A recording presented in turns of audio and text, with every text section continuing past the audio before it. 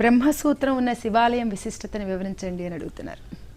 ఒకప్పుడు శివుడు తన హృదయం నుంచి ఒక లింగాన్ని సృష్టించి బ్రహ్మగారికి ఇచ్చాడు.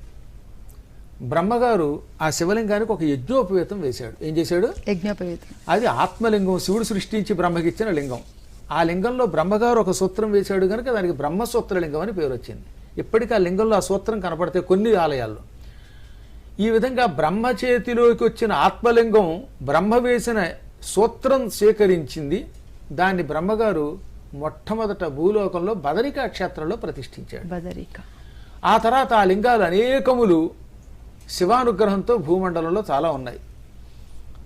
పెద్ద కొత్త కోట అనే పేరుతోటి ఒక పెద్ద కొత్త కోటట నేను ఈ మధ్యన వెళ్ళి చూశాను. శ్రీకాకుళం దగ్గర ఉన్నది.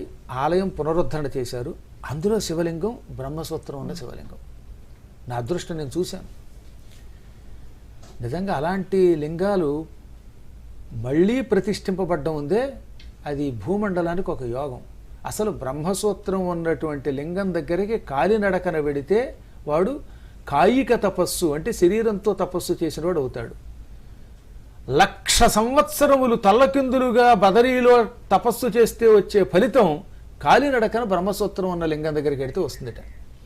ఈ బ్రహ్మసూత్రం ఉన్న ఆలయం ప్రతిష్ఠించిన వాళ్ళు వెళ్ళిపోయిన 7 తరాల వాళ్ళు, రాబోయే 7 తరాలు అంటే అటు 7 ఇటు 7 తరాలు, 14 తరాల వాళ్ళు తరిస్తారట. ఆయనతో కలిపి 15 తరాలు అవుతాయి. ఉదాహరణకు ఒక ఆయన ఉన్నారండి, ఆయనకి ఏదో గౌరీ శంకర్ గారు ఇంకో పేరు పెట్టుకోండి, శివశంకర్ గారు ఇంకో శంకర్ గారు, శివుడు అనండి. ఆయన ఒక బ్రహ్మసూత్రం ఉన్నటువంటి లింగాన్ని పునఃప్రతిష్ఠ చేశాడు. ఆయనకి ముందు ఉన్న 7 తరాలు, ఆయన తర్వాత రాబోయే 7 తరాలు అంటే ఈయనతో కలిపి 15 తరాల వాళ్ళు శాశ్వతంగా కైలాసంలో ఉంటారట. శరీరం విడిచాక, ఇప్పుడు కాదు, చిన్న వయసులో కాదు, సంపూర్ణంగా జీవితం అనుభవించి సుఖంగా ఉండి అప్పుడు కైలాసానికి వెడతారు. ఈ బ్రహ్మసూత్రం ఉన్న ఆలయానికి ప్రదక్షిణ చేస్తే భూప్రదక్షిణ చేసిన ఫలితం వస్తుంది.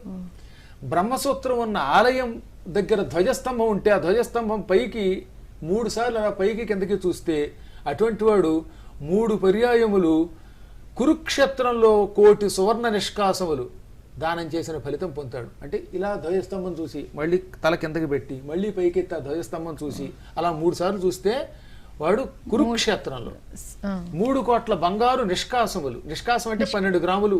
12 గ్రాముల యొక్క ఒక కాయిన్ని, ఒక నాణ్యముని ఏమంటారు? నిష్కాసం అంటారు. 3 కోట్లు ఇంటూ 12 గ్రాములు అంత బంగారం కురుక్షేత్రంలో గ్రహణం నాడు దానం చేసిన ఫలితం పొందుతాడు. ఇంకా ఆలయం చుట్టూత అమావాస్యల్లోనూ పూర్ణిమ నాడు ఏకాదశుల యందు ఇలాంటప్పుడు ప్రదక్షిణలు చేస్తే ఆ ప్రదక్షిణ మొత్తం భూమండలం అంతా ప్రదక్షిణ చేసిన ఫలితం ఇస్తుంది. ఇలా ఎన్నో శుభాలు చెప్పారు.